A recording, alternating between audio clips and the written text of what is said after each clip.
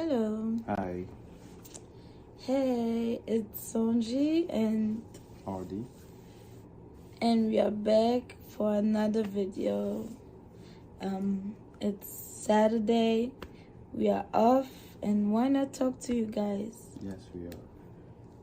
So, today what we would love to talk about is red flags.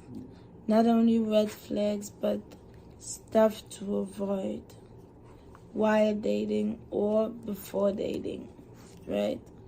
Yeah, I feel like, for most people, when they start a relationship, they're so excited that we don't pay attention to the red flags or we don't believe in the red flags.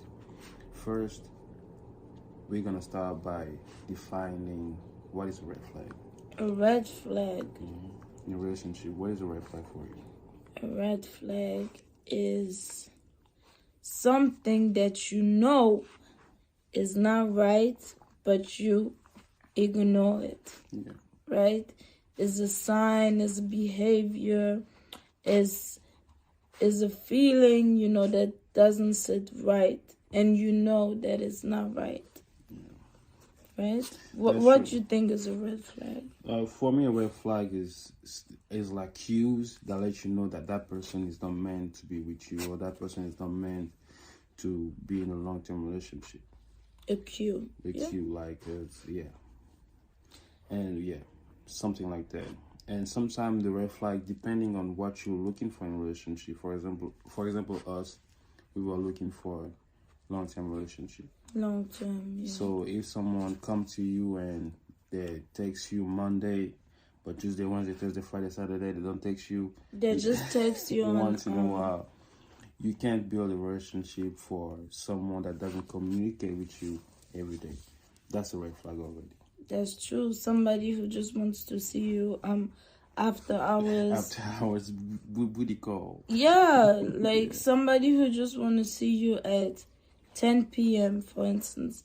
Like what you're doing, what's up. Yeah. But the whole week, the whole day, this would be the first red flag. Yeah. Somebody who just who's not constant, who's not persistent, but just at certain times of the day, or just on the weekend, Saturday night, or just at 10 p.m. This is the first red flag for me. So, like, can you tell us a list of red flags women need to look for? And I'm going to tell them what a man needs to look for.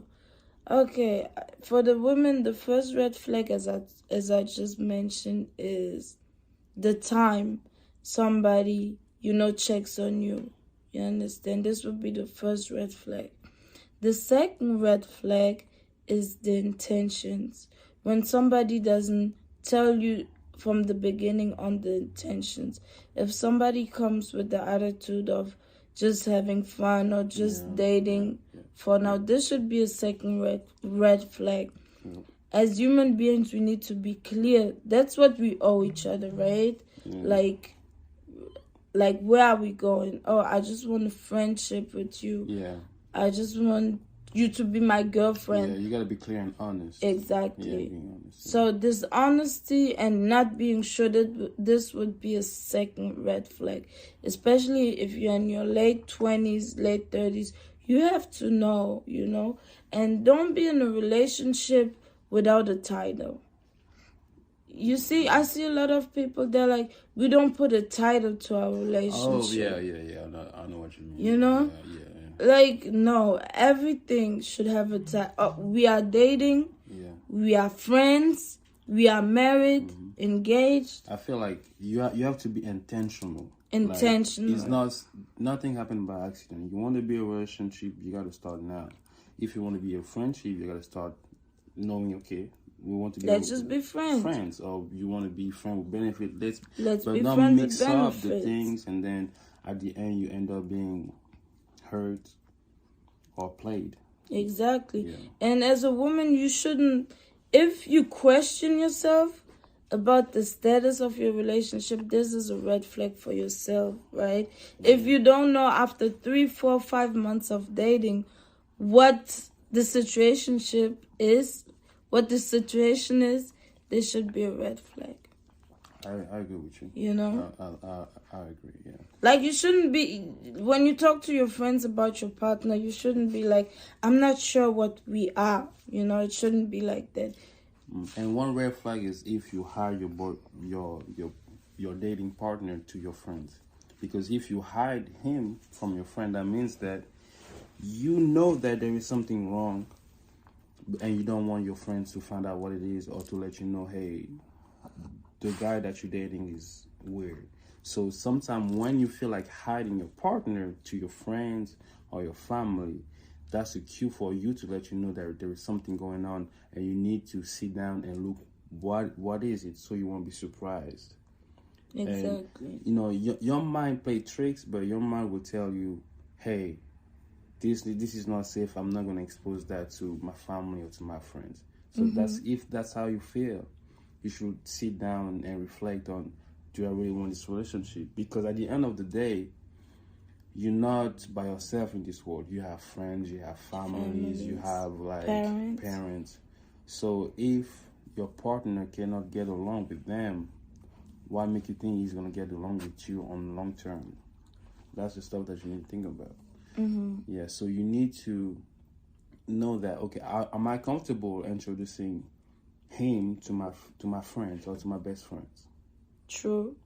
And if you're not comfortable, one, you have fake friends, or two, you have a fake partner. Fake friend? Yeah. Why would you would you have fake friends if you cannot introduce them? Some people they don't want to be alone, and they stay with relationship they know they shouldn't be staying in, like in friendship. Because I heard some friends, some girl saying, I'm not gonna introduce my boyfriend to my girlfriend, or they're gonna steal him from me. Yeah, stuff like that. I heard it before. You should be confident. You should be confident in the relationship that you're building and being honest with you. Yeah, as for me, when we started dating, like, I sent a picture of him to my mother the very first day. Yeah, I posted him on my social... back then. I was young, I was young looking, I wasn't fly like that. No, he was always fly. He was always good looking. And by the way, he's drinking apple juice. No, it's champagne. It's champagne. She's playing with you. It's champagne, man. So, don't tell my business, bro. So,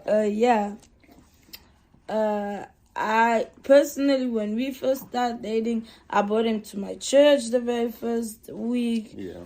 My mom knew about him. I got some haters at the church, man. At the church, I got some haters. He's joking. I'm joking. They were friendly with me. Everybody was, I was a part of the family. Yeah, everybody was nice. My mom was happy. I took a little time with my brothers because, brothers, they're very protective, of their sisters. But every time I would talk to somebody, I would always tell my brother. And that's how I knew it was right. Because every time I would talk to somebody, I would straight up, after the 1, 2, 3, the third day, I would tell my brother, But this time, I was like, this is something I want my brother to be, to know that I know that this is the right thing. So I took my time. And everybody embraced him. So if you feel like I cannot bring him to my church, I cannot bring him around my circle of friends, I cannot bring him to my parents, there should be a red flag too. Because why? It's eventually your future husband, the father of your children. Why wouldn't you be able? Are you embarrassed? Is he ugly? What is it? He's not working, or a lot of things. But you're right. You got something else to add. Another red flag. Right now, I couldn't think of it, but this is the main things I would tell you. If he texts you at weird hours, if he's not intentional, if he's not clear, if he's confused, if you cannot show him to your friends/families. So this is my major red flags for a woman when she's dating a man. What is? Okay, I'm just gonna say to the queens out there, I respect you, but I'm not talking about you. Okay.